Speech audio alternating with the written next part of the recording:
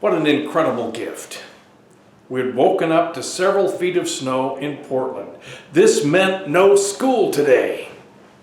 And since we knew this gift would only last for a few days, there was no time to waste. One snowdrift caught our eye, so we started our project. We began digging and packing the snow as we fashioned a snow fort in our own backyard. It was a cross between an igloo and a snow cave, but the result was a room that we could both get into at the same time.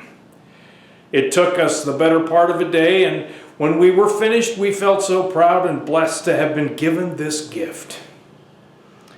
We lived about 3 houses from a major arterial in our town, so I decided to check out what that looked like. As you can imagine, traffic was at a standstill. There was no snow-moving equipment in Portland at that time, so the option was to wait for the snow to melt or walk. Snow melt usually occurred in a couple of days, so this was a forced vacation of sorts imposed on us. What a beautiful sight. Our city covered in white snow. Then I saw someone kicking at the snow while proclaiming colorful metaphors in the process. What a shame. All of this beauty with the perfect excuse to engage from the hectic routine. Instead, he chose to fight the inevitable. Saul was a person like this. He was a contemporary of Jesus, yet he decided to oppose him. Even after the death and resurrection of Messiah, he still was doing everything he could to fight the movement. On his way to round up followers in Damascus, Jesus had a personal chat with him. After securing his attention, the risen Jesus said to him, "Saul, Saul, why do you persecute me?" "Who are you, Lord?" Saul asked. "I'm Jesus, whom you are persecuting," he replied. "Now get up and go into the city, and you will be told what you must do." That's Acts 9, second half of 4 through 6.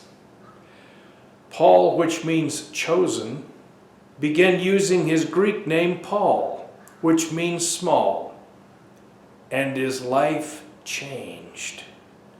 He did not cease to be the dynamic, hard-charging, hard-headed man he had always been, but he changed from hating and fighting against to loving and championing this new understanding of Messiah.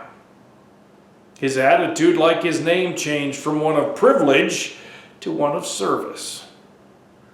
His life was transformed from being a climber in his Orthodox church to a founder in the new way among the disenfranchised Gentile world.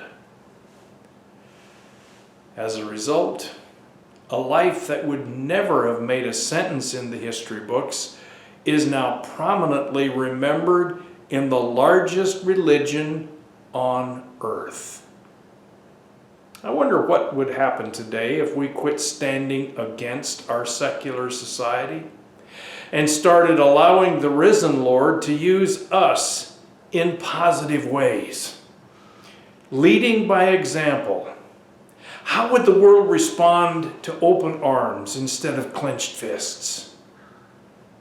Loving them as they are, and allowing our risen Lord to transform them into His image.